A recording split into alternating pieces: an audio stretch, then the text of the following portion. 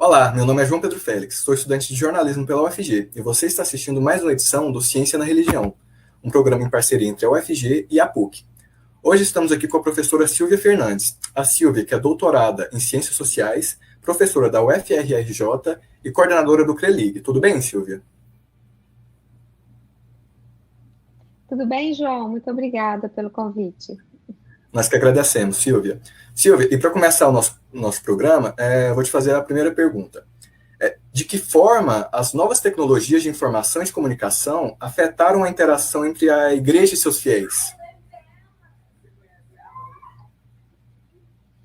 Então, João, acho que é muito importante a gente falar que isso é um processo, né, que a gente já vem acompanhando há algumas décadas, né, a maneira como as igrejas vão se adaptando a essas novas tecnologias e como que os fiéis vão respondendo também a isso, né? Eu acho que o primeiro grande impacto que a gente pode salientar é uma certa mudança no que a gente percebe como sendo comunidade, que ideia de comunidade pode ser repensada, remodelada a partir da imersão das religiões nas novas tecnologias e como que esses fiéis também, que os adeptos das religiões respondem a isso, né? Assim, então, acho que tem uma primeira ruptura importante com o advento das novas tecnologias, mas que não começou agora, né? Não começou com a pandemia, não começou há 10 anos atrás. Há muitos estudos, né, que já vinham apontando para essa integração entre religião e novas mídias. Então, acho que as igrejas evangélicas foram precursoras do ponto de vista do arrojo midiático, mas a Igreja Católica, do ponto de vista do cristianismo, né, como a gente está aqui priorizando, a Igreja Católica já tinha essa inserção, mas de uma maneira muito tímida, né? Acho que é importante lembrar os estudos da Paula Monteiro, Ralph de la Cava, Maria das Dores Campos Machado também na década de 90, tentando olhar um pouco essa integração entre novas mídias e religião, como é que as instituições religiosas fazem uso desse aparato. Então, queria chamar a atenção para isso. Tem um impacto que agora é mais visível, a gente fala mais sobre isso, né? Sobretudo por conta da pandemia, mas o fenômeno não é novo, ele foi intensificado, a gente poderia falar assim. Interessante. E, professora, como foi esse processo de modernização das instituições religiosas para se adaptarem a uma juventude tão ligada às redes sociais? Então, isso sim, eu acho que a gente teria aí alguma novidade. Eu vou tentar concentrar um pouco no cristianismo, porque é o meu campo de pesquisa, é onde eu posso falar com mais propriedade, né?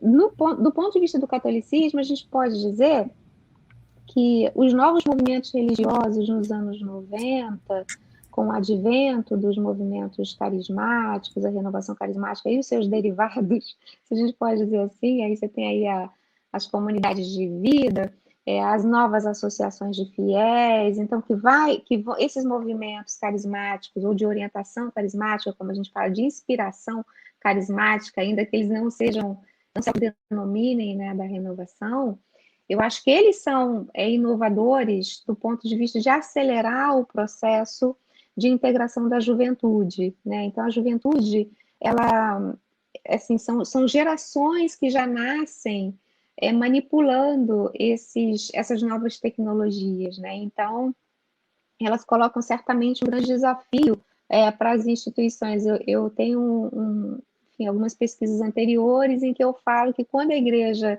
Católica tenta acompanhar o ritmo, a performance dos atores evangélicos na mídia ou na grande mídia, ou no que a gente até pode chamar hoje de uma certa cultura midiática, ela faz isso do mesmo jeito que ela fazia no rádio, entende? Assim, é o padre lá com aquele microfone, blá, blá, blá, blá, blá, blá, aquele tom, que é sempre o mesmo tom, olhando para a câmera, sem muita diversificação no palco, ou pelo menos assim, no que seria ali um estúdio, né? E aí, quando você vê isso acontecendo dentro das igrejas evangélicas, que você teria aí um público, mesmo dos pastores mais jovens, a comunicação ela é muito mais rápida, muito mais fluida, muito mais dinâmica, e isso certamente atrai muita juventude. Quando a juventude começa a se apropriar, a juventude católica começa a se apropriar desse universo, via TV Canção Nova, via outras redes, até de orientação católica, mas não necessariamente sendo da Igreja Católica, como a Rede Vida, aí sim você vai ter alguma dinamização, mas ainda menor, ainda não tanto quanto as igrejas evangélicas. A grande ruptura, a grande mudança, na minha opinião, vem com a internet. Porque aí a presença dessa juventude nas mídias sociais, nas redes, né, sociais, e utilizando diferentes ferramentas, que vão desde vídeo a podcasts e tal, aí você tem uma maior dinamização, né? E aí é a juventude, então, que faz esse movimento do que eu diria de uma certa adaptação das igrejas, né, seja católica, seja evangélica, com um pouco menos de retardo do que a igreja católica nessa cultura midiática, o que eu chamo de cultura midiática, que é uma cultura na qual todos nós estamos inseridos. Entendi. E já puxando um gancho dessa questão da adaptação e da chegada da internet, a pandemia ela obrigou muitas igrejas, praticamente todas, durante um período, a fecharem seus templos. E eu queria saber, existe alguma prospecção para daqui 2 anos ou para quando a pandemia parar, dessa realidade continuar assim, continuar com cultos virtuais, continuar com esse catolicismo, esse cristianismo digital? Assim, o cristianismo digital, ele já estava acontecendo antes da pandemia, né? Então, assim, eu sempre gosto de lembrar que a gente não tem um processo novo, mas a gente tem um processo intensificado, né? São tendências que se intensificam, se tornam mais agudas a partir da pandemia e antes, um pouco antes, claro, a partir como eu falei, da década de 90 para cá, com o advento da internet e das novas tecnologias. Então, se você disser assim, será que quando acabar a pandemia a gente não vai ter mais culto virtual ou missa virtual? Muito provavelmente não, a gente vai continuar tendo. As instituições religiosas vão continuar tendo, porque elas já estavam tendo esse tipo de formato, já estava sendo oferecido antes.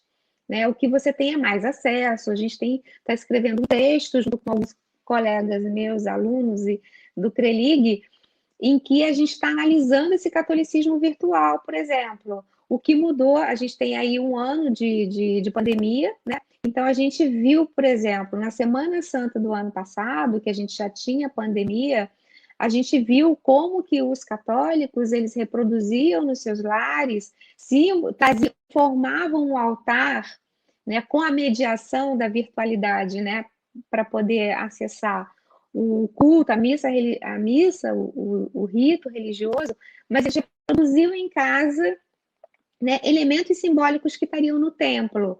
Né? E aí é muito interessante porque você vai vendo a integração entre o processo de modernização, né, religiosa, que inclui as novas tecnologias, e aí uma crise sanitária que faz com que essa virtualidade do religioso, que já acontecia, se torne mais intensa, de certo modo, carregue a tradição, porque a gente viu pessoas reproduzindo um altarzinho com as cores litúrgicas, por exemplo, do que teria na igreja, reproduzindo isso. Tem fotos que a gente está trabalhando que são muito interessantes, por exemplo, uma senhorinha com um pacote de pão, que ela chegou com aquele pão para comer, e aí o celular encostado no pacote de pão, e a missa sendo transmitida. Então, o que isso diz para a gente que estuda a religião sobre as formas de participação? O que isso revela para a gente sobre a criação de comunidades? O que isso revela para a gente sobre os grandes mediadores dos ritos religiosos, que são os sacerdotes e a hierarquia? Isso revela um conjunto de rupturas, de remodelações, de novas formas de viver a dimensão religiosa. Mas, de novo, não é absolutamente novo. Por que eu estou falando, insistindo nisso? Porque quando você tinha lá na década de 90 as missas lá do padre Marcelo e outros padres midiáticos que pediam para aquela senhorinha que estava em casa, que não podia ir à igreja, colocar o seu copinho de água em cima da TV, você também já tinha vitalização da fé. Essa fé já estava mediada, ela já estava passando por um processo de midiatização ou mediatização. Por isso que eu estou insistindo que é necessário compreender essa nova forma de experimentação do religioso que passa por esses canais. A gente não tem muito como saber dos efeitos. Então, você me pergunta, vai continuar? Com certeza vai continuar. Agora, isso significa que os templos vão ficar vazios? Eu acredito que não. É muito difícil fazer previsão, né? Mas é muito complicado, é muito fácil pensar que hoje, por exemplo, você está tendo um julgamento no Supremo sobre se é possível retirar as pessoas dos templos ou não, entende? Então, assim, o templo, a figura do templo é importante ainda para as pessoas que acreditam nessa mediação, nessa presença física. Certo, professora.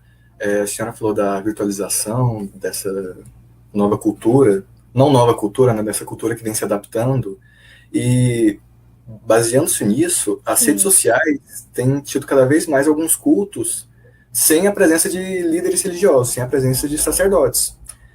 De que forma isso é positivo e de que forma isso traz as vantagens e desvantagens para a religiosidade das pessoas? Esses cultos sem sacerdotes, sem padres. Então, essa mediação dos sacerdotes que as instituições consideram muito importante e que de fato eu diria assim, é algo que tem a marca da instituição, quer dizer, não existe a instituição religiosa como a Igreja Católica ou como as igrejas evangélicas sem a mediação do pastor e sem a mediação do sacerdote. Isso está sendo cada vez mais relativizado também. Assim, embora a figura do sacerdote no catolicismo ainda seja muito relevante, com o advento dessas novas maneiras de se relacionar com o religioso, é o que eu ia dizendo sobre a desinstitucionalização, né? A figura de autoridade, ela é importante, mas ela passa a ser relativizada.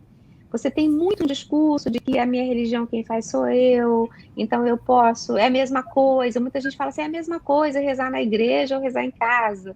Né? Eu não preciso estar na igreja para ter o meu encontro com Deus, então com a figura sagrada que a pessoa dedicar aí a sua devoção, a sua fé. Então, eu diria que, se você perguntar, tem vantagens e desvantagens para quem? Né? Você está perguntando para a instituição religiosa, isso pode ser um ponto negativo, porque a figura do sacerdote passa a ter menor peso. É o que eu dizia antes sobre uma certa crise de autoridade quando você pensa as hierarquias dentro das instituições. Porque se o sujeito ele consegue, ele precisa da missa, então na missa você tem a mediação do sacerdote. Mas você tem o podcast, você tem os grupos de oração, que não tem o sacerdote, estou pensando aqui no catolicismo. Você tem vários encontros de oração, os mais diversos que você pode imaginar, tem as lives, então você tem modos muito alternativos de fazer essa espécie desse cultivo religioso, se a gente quiser, cultivo da religiosidade, a partir dessas pessoas. Então, tem uma intensificação da individualização, uma certa porosidade de fronteiras, porque é claro que a virtualidade ela vai trazer para a gente isso, né? As fronteiras, aquilo que a gente falava lá da globalização, porque a globalização quebrou as fronteiras, né? Quebrou porque tinha virtualidade, mas quebrou muito mais agora, né? Muito mais agora que você trabalha por esses canais, você viaja, né, entre aspas, por esses canais, por essas mídias. Então, a gente não tem ainda, na minha opinião, nós como cientistas sociais, como quem está estudando o fenômeno religioso, eu acho que a gente ainda não tem ainda a dimensão do impacto, né, dessas experimentações que vêm por meio dessas mediações, do que a gente está chamando aqui de cultura midiática, que é a vida que está virtualizada. Não é apenas o culto, não é apenas a missa que está virtualizada. Então, a gente tem uma vida virtualizada e que impacto isso vai ter, eu diria até mais, João, para além da dimensão religiosa, né, e nas outras esferas da vida. Né, nas formas de associativismo, nos relacionamentos amorosos, na maneira como as pessoas se percebem a si mesmas. Eu brinco que a pandemia trouxe para a gente a revelação de nós a partir de umas imagens fantasmagóricas que a gente vê nas lives, nos eventos virtuais que a gente participa, como esse aqui, né? Quando você tem os rascunhos das imagens que são borradas. Então, a religiosidade também pode ficar assim. Você tem movimentos de ruptura, movimentos de adesão. Queria chamar a atenção para isso, é um cenário muito complexo. né? E você não vai poder reproduzir, né, a religião como se viu antes, né, do advento da internet, da mediatização para o que a gente tem agora. Eu acho que vai exigir da gente sempre novos esforços. Sim, muito interessante esse ponto. E professora, nas redes sociais existe um debate político muito intenso. De que forma esse debate político, essa polarização, afeta a religião?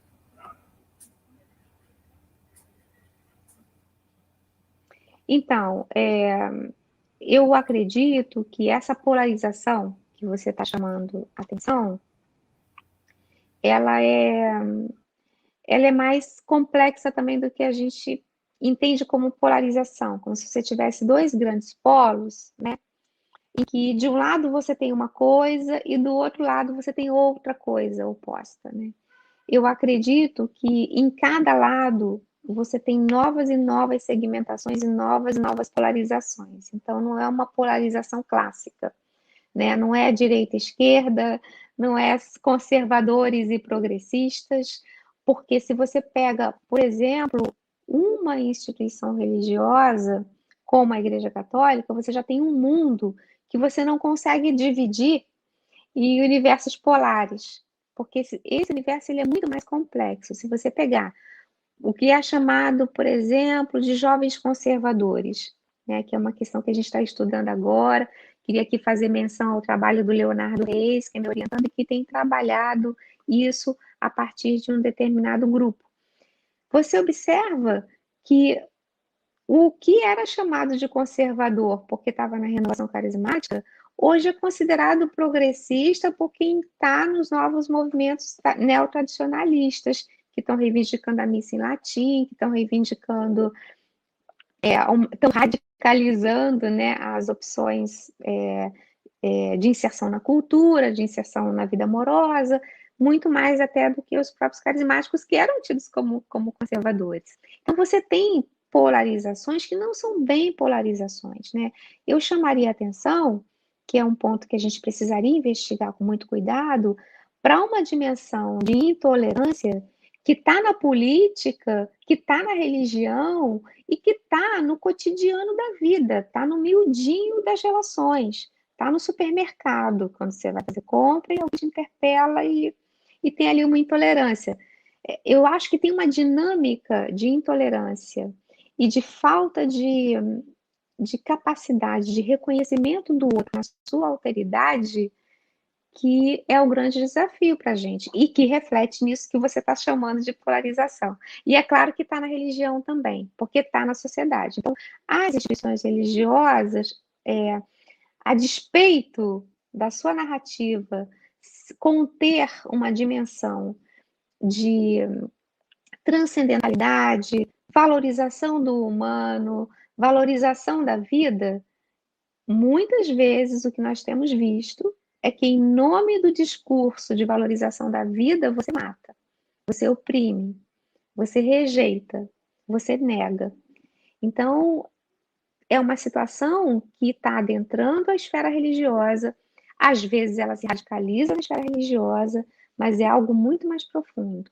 É algo da nossa cultura, não é só no Brasil, mas o Brasil recebe também essas influências e o Brasil precisa se repensar, né, enquanto nação, para ver em que medida essas dimensões que são tidas simplesmente como polares, mas que não estão lá fora, que está dentro dos sujeitos, está dentro das relações, está na maneira como a gente projeta as nossas relações. Então, a esfera religiosa tem sido muito afetada e tem sido subvertida, porque o religioso tem sido subvertido pelo autoritarismo e pela intolerância. E é isso que a gente está vendo hoje num cenário mais global. Então, assim, não existe um campo religioso puro, um campo religioso não afetado por aquilo que a gente está vendo como sendo o que a gente mais tem rejeitado hoje nas relações sociais, que é justamente a intolerância, o autoritarismo e outras tantas palavras que a gente já tem aí na boca, na ponta da língua para falar no ambiente pandêmico. Sim, realmente. E agora outra pergunta, voltando para o tradicionalismo do catolicismo. O catolicismo e também o cristianismo, ele tem um conservadorismo religioso e tem um afeto às tradições. E como que a pluralidade Uhum. religiosa, o sincretismo e a espiritualidade que são visíveis nas redes. Uhum. Então, de novo, né? O catolicismo, quando você fala o catolicismo tem um apego às tradições, a gente vai sempre ter que relativizar algumas afirmações, né? Porque mesmo com toda a renovação, com toda a pluralização, né, do catolicismo, que ele já nasce plural e sincrético, né? E por isso eu tenho alguma dificuldade em considerar que o catolicismo seja muito só tradição ou só renovação do ponto de vista de pensar novas formas de viver o catolicismo. Essas novas formas de viver o catolicismo que a gente tem desde a origem do catolicismo, desde a origem, enfim, da cultura católica no país, elas nunca são muito bem vistas, já teve muitos conflitos históricos, né, por conta dessas novas formas, ou seja, a instituição tentando assegurar os seus valores, assegurar a sua tradição e entrando muitas vezes em choque com aquilo que a sociedade estava pedindo, estava demandando e estava mexendo, tentando mexer pelo menos naquilo que seria a base, né, do catolicismo.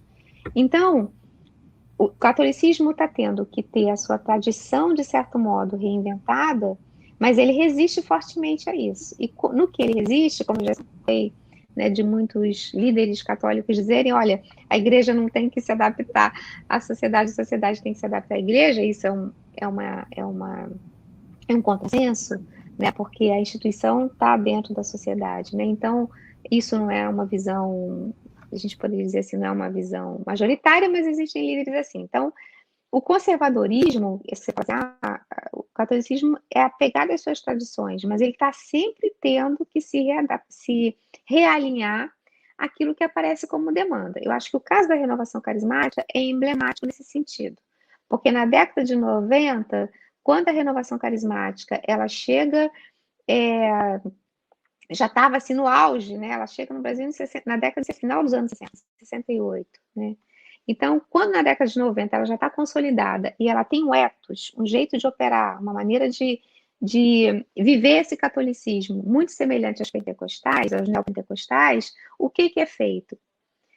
Sai um documento da CNBB chamado Orientações Pastorais para a Igreja, para a Renovação Carismática no Brasil, e orienta e diz assim: olha, tudo bem, vocês são católicos, vocês fazem isso, mas isso aqui não pode fazer assim, tem que ser feito dessa forma, e dessa forma, e dessa forma. A igreja, em nome da tradição e do que ela desejaria que fosse uma homogeneidade, mas que nunca existiu dentro do próprio catolicismo, ela vai alinhando, ela vai ajustando, ela vai criando diretrizes para que, então, ela tente evitar possíveis cismas, possíveis rupturas. Mas essas tensões, elas estão no interno do catolicismo. Então, o conservadorismo católico, que a gente hoje poderia chamar de um neotradicionalismo, se a gente quiser, porque acho que conservadorismo nem dá conta. Também acho que neotradicionalismo não dá conta, mas se tem alguma coisa muito nova que radicaliza o vínculo com a tradição, por um lado, e por outro, rompe com a tradição, sabe? Diz, a gente não quer isso. Eu sou católico à minha maneira. Isso é uma coisa que estava lá nos estudos de catolicismo da década de 70 e que hoje permanece. E quando vem o censo, o que a gente vê no censo? Né? Mais e mais pessoas dizendo que se desvincularam do catolicismo. Se na década de 2010 a gente tinha 64% de católicos, nas últimas pesquisas de Datafolha, né, o que se viu era 58% de católicos. O que isso significa?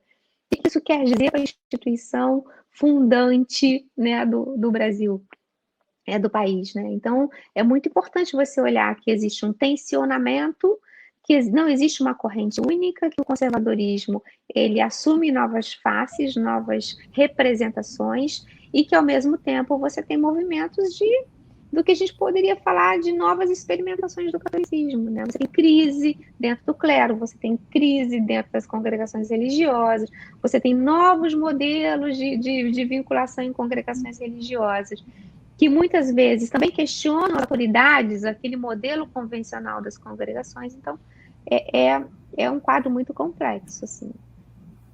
Realmente. Professora, a gente está encaminhando agora para o final do nosso programa, né, para a última pergunta. Então, a gente queria saber, é uma dúvida que algumas pessoas possuem, justamente com essa virtualização da religião e com a pandemia. Os templos físicos possuem alguma tendência a desaparecer, a perder a popularidade? No Brasil? Isso. Você está falando do mundo, está falando do Brasil? Olha, no Brasil, de forma alguma, os templos públicos vão desaparecer. Porque você tem uma cultura forte do templo, eu acredito, né? Você tem uma cultura, esses movimentos, eles não são excludentes. Então, você pensa assim, expandiu a internet, agora o povo está rezando pela internet, está fazendo suas experimentando, né, as suas práticas por essa mediação, mas a presença como a gente viu agora, né, todo o debate, toda a controvérsia em cima da valorização do templo, do pessoal que quer ir. Tem grupos católicos indo para a rua para dizer as igrejas têm que estar abertas, né? Tem religiosos, lideranças católicas, bispos, padres dizendo não, a igreja tem que estar aberta. E tem gente dizendo o vírus não está dentro da igreja, o que é um absurdo, né? Porque o vírus está em qualquer lugar. Né? O vírus, se ele está no meio de nós, é uma frase clássica, né, da oração do cristianismo, o vírus também está no meio de nós e está em qualquer lugar. Então, o momento de prevenção de uma pandemia que tem no Brasil, a proporção que está tendo, de tentar prevenir o adoecimento das pessoas e o contágio, a ida ao templo passa a ser um elemento de necessária restrição. Assim como não se vai ao templo, não se vai ao cinema, não se vai a outras atividades. Agora, isso vai impedir que as pessoas desenvolvam a sua espiritualidade? Parece que não, se a gente olhar racionalmente, mas muitos fiéis entendem que mesmo com pandemia, muitas lideranças religiosas entendem que o templo tem que estar aberto e as pessoas têm que ter a liberdade de ir, né? De ir. Então, tem gente defendendo nas ruas que os templos fiquem abertos, sabendo que nem todos os templos estão conseguindo manter o distanciamento necessário, sabendo que nem todos os templos estão conseguindo manter o afastamento das pessoas, mas também as regras básicas de higienização. Mas, eu diria, sabendo que as lideranças religiosas estão adoecendo e estão morrendo. O número de padres, a gente não tem esse número ainda, outro dia eu ouvi um número em torno de 1.000 padres teriam morrido com a pandemia, é muita coisa, né? E isso, pastor, eu ainda nem ouvi, né? Mas não é só porque eles estão morrendo, é porque a população está morrendo. Então, eu quero fazer aqui uma defesa, né, da não ida ao templo, assim como da não ida para nenhum evento nesse momento crítico que a gente está vivendo, mas o templo vai permanecer. Estou falando isso para dizer, existe uma valorização do templo como espaço sagrado. E essa dimensão do sagrado, no espaço da territorialidade do sagrado, onde é que o sagrado está, é muito presente no imaginário social. Você tem a mediação, você tem um movimento de busca do religioso via os canais midiáticos ou as redes sociais, mas a presença no templo é fundamental para muitas pessoas que se dizem católicas, que se dizem evangélicas, que estão vinculadas institucionalmente. E para outros também, muita gente que não está vinculada, mas entende o espaço das igrejas como um espaço relevante, que traz paz e que quer estar ali, quer sentar, quer parar um momento, quer fazer um silêncio. Então, na cultura brasileira, eu acho muito difícil que a gente perca o valor que as pessoas atribuem ao templo. Mas é a hora de ficar em casa. Com certeza. Professora, muito obrigado pela sua participação, pela sua presença, pelo conhecimento compartilhado. A gente encerra aqui essa edição do programa e deixa o espaço aberto para alguma consideração final da senhora. Agradeço também a vocês, quero fazer um novo agradecimento, né? Tanto ao pessoal do canal, quanto a própria universidade, a UFG, e acho que é importante a gente seguir tentando compreender o fenômeno religioso, mas ampliar, entender a partir das ciências sociais, mas também entender a partir de outras disciplinas que ajudem a gente a pensar esse novo sujeito que a gente ainda não sabe qual vai ser depois de todos os efeitos dessa pandemia que a gente está vivendo. Muito obrigada. Nós que agradecemos, professora, e muito obrigado a você também que acompanhou esse programa. Acompanhe o canal para outras edições e veja as edições passadas do programa Ciência e Religião.